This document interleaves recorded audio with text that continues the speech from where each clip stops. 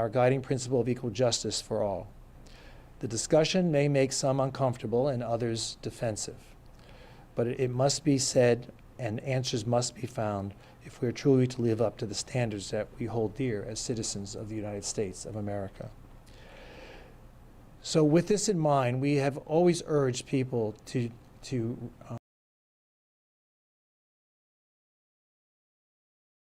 who have wished to express themselves, and we always believe that Fort Lauderdale is an open society and an open city for everybody. We do not discriminate. We, in fact, embrace the diversity of our community. Today, we witnessed a demonstration in support of what happened to George Floyd, and we respect the fact that those who wish to demonstrate had the opportunity to do so here today. We did not invite them, but we certainly made our community available to them should they wish to demonstrate. So between 3 and 6 o'clock today, a demonstration was planned, and the organizers conducted a very peaceful demonstration. There were speakers, there were many participants, and they participated at Huizenga Plaza here in our downtown. What happened thereafter, as people were beginning to go home, as the organizers were saying, we have concluded, we have made our statement, we're ready to start our week, all of a sudden, a whole new throng of individuals appeared on the scene. We have no idea where they came from. They certainly were not part of the peaceful aspect of the demonstration today. And what's a shame is that we are not to respond with violence, but these demonstrators that came afterwards were agitators. They intended to come to our city. They came with concrete blocks. They came with gas masks. They came with cartons of milk, which are usually used to deter the effects of tear gas. They were ready for something. They knew something was going to happen. They knew it because they were going to create it. They were going to provoke it. And that's exactly what happened in our community. Something as terrible as this we have never seen before. We are a peaceful city. We are a community that invites peace, peaceful demonstrations, collaborative cooperation, discussions, and to make sure that people in our community feel safe and comfortable and know that they own their own community. But there are those who came to our city and at this very moment continue to wreak havoc in our downtown. There are broken windows at many of our storefronts. There are broken windows at our government center. There are constant evidence of vandalism. People came here not so much to seek peace and dialogue, but to destroy and to make their voice heard in ways that we do not appreciate here in Fort Lauderdale. Nor did the demonstrators that first organized this event appreciate what these folks did. This is a distraction from the message of peace and harmony, understanding and cooperation, a willingness to listen to one another and to understand the stress and the difficulty that people of different races suffer day after day. We cannot allow this to continue to happen. We are not going to allow this to happen in Fort Lauderdale. So as of 9 o'clock this evening, we entered a curfew so that no one is allowed on the streets unless there's an emergency issue between 9 p.m. and 6 a.m. tomorrow. And this curfew will continue day after day until we realize and believe that the streets of Fort Lauderdale at night are going to be safe for everyone to walk. It's unfortunate that we had to enter this curfew. This is unprecedented in the city of Fort Lauderdale. But we need to understand how important it is that the safety of everyone is protected and that the safety of everyone is ensured by the community that represents them. And I have Rick Maglione, who's our chief of police, is here tonight to answer questions along with myself. But I want you all to be assured that Fort Lauderdale will be safe for everybody. It's an open society, and we want everyone to respect one another. And that's what we're here for.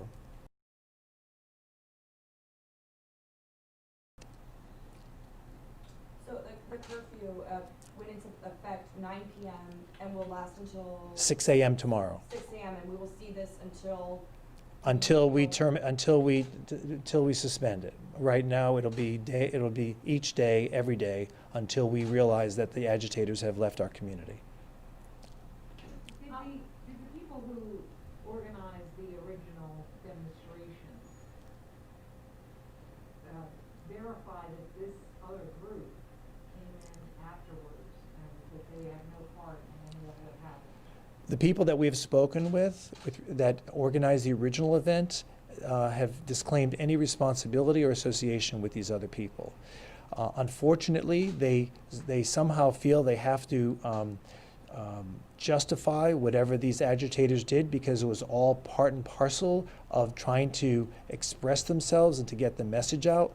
But in reality, I know that they never wanted there to be violence here in our city. They never wanted destruction. That's not what their intent was. Their intent was to have a peaceful demonstration.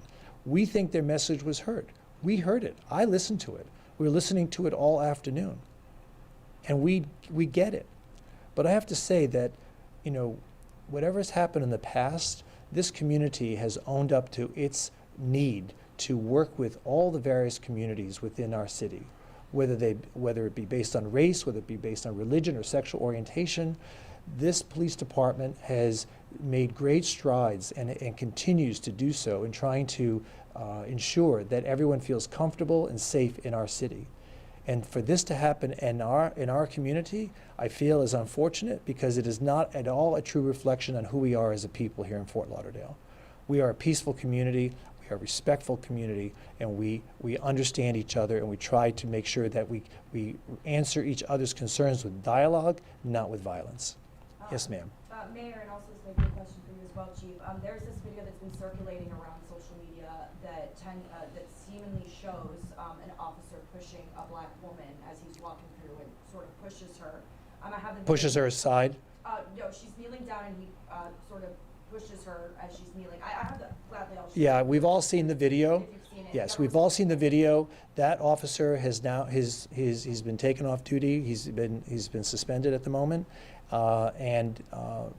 there's going to be a complete investigation.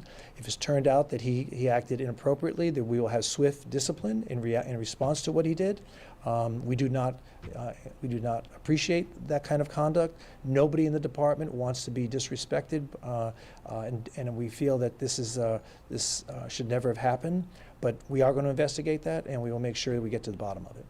And my second question is, I know that in Miami-Dade County, I know beaches have already been open here in Broward County, and I know Miami-Dade County, they were going to open beaches on Monday. Do you anticipate, as a city, or even if you've spoken to anyone in the county, do you see any possibility of closing up beaches and things of that sort? I know they're doing it in Miami-Dade as a means to control crowds of that sort. Any idea if that might be happening? The county's order goes into effect tomorrow, and we expect that our beaches will be fully compliant.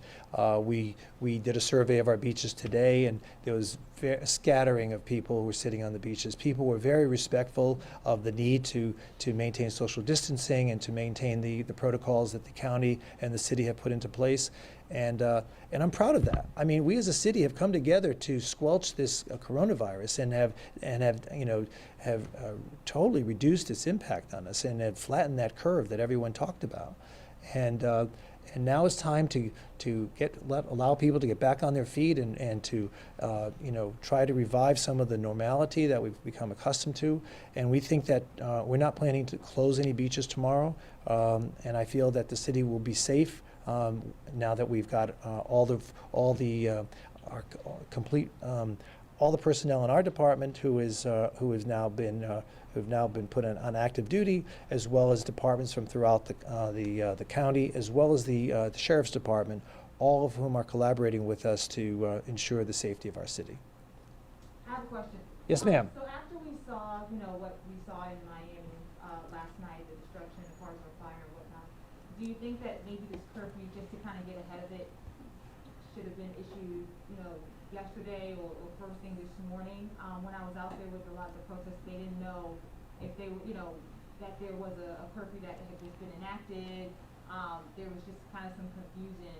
And I'm just wondering if, after seeing what we saw last night, if maybe this could have been enacted like first thing this morning or something like that.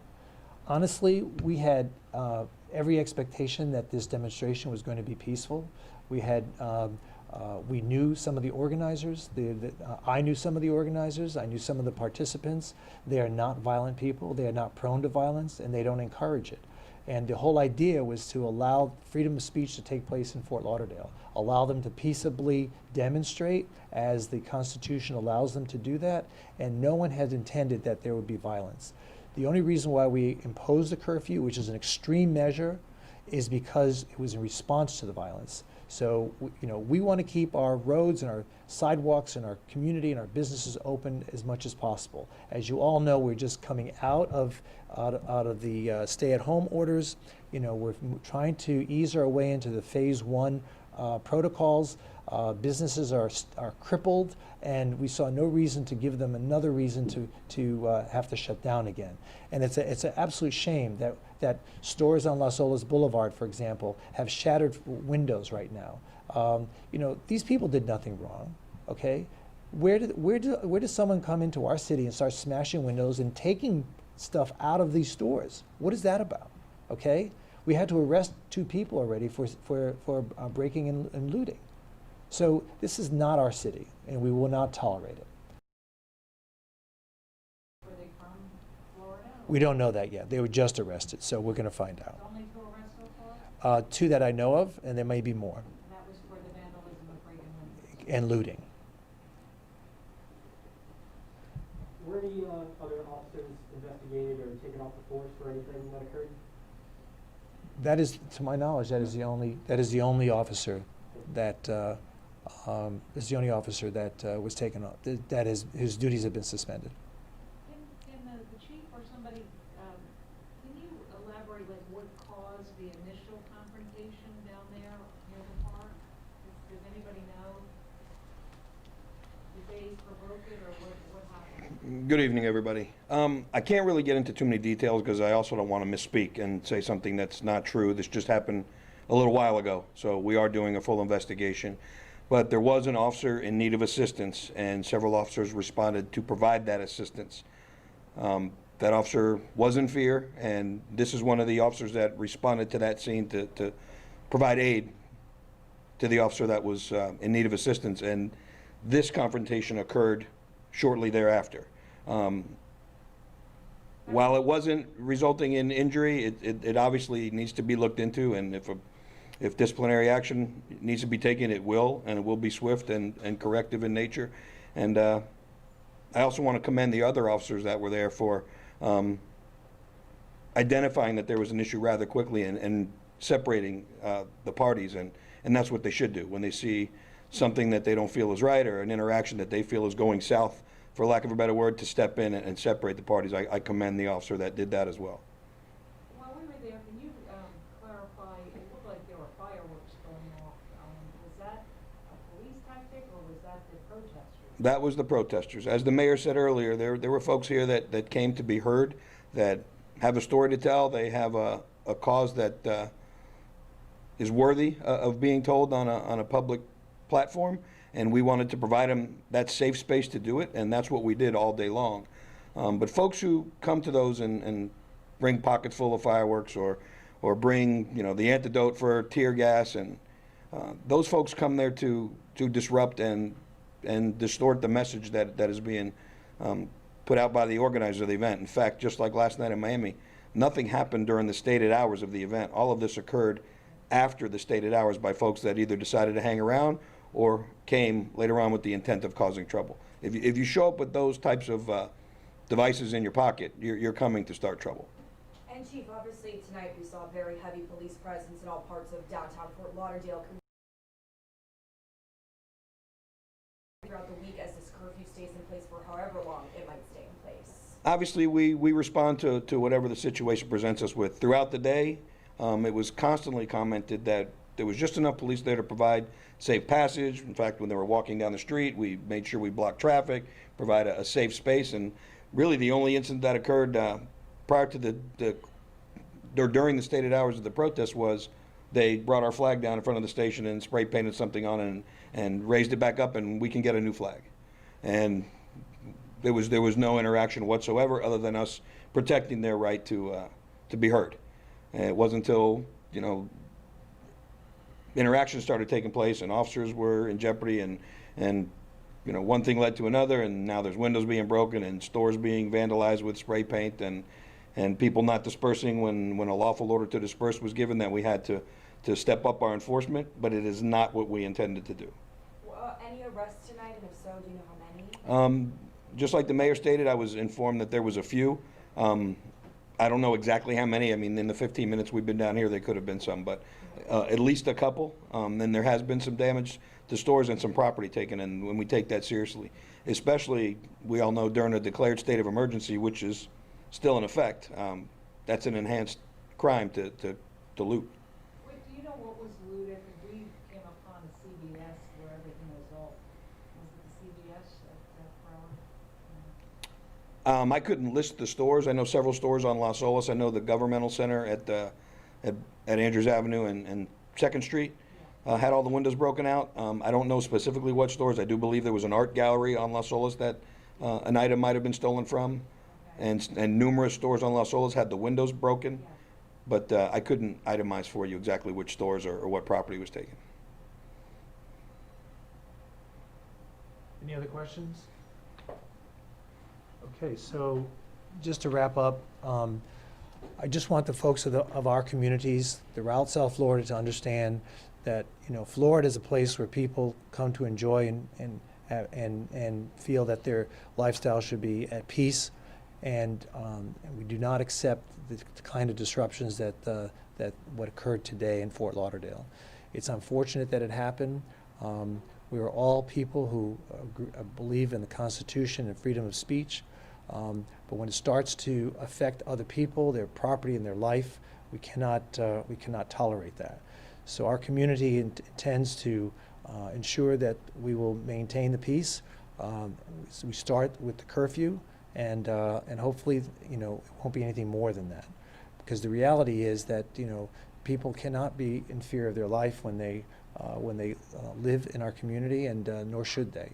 And I want to commend the police department for, in all other aspects, being completely in control of the situation. Like the chief said, they even closed off streets when the demonstrators were at intersections, just to facilitate the crowds that were coming up and down our downtown area. So, you know, going forward, we have a lot to talk about. Going forward, this government, this community, and myself personally, needs to reach out to our African American communities, as well as all of the communities that feel oppressed by others. And unfortunately, national events will always impact what happens here locally, but I want to always maintain an open dialogue with everybody so that we can understand how we can do better. And that's the goal here. How do we do better going forward with the resources that we have and the commitment to making sure Fort Lauderdale is a peaceful, enjoyable place to live? Thank you, everybody.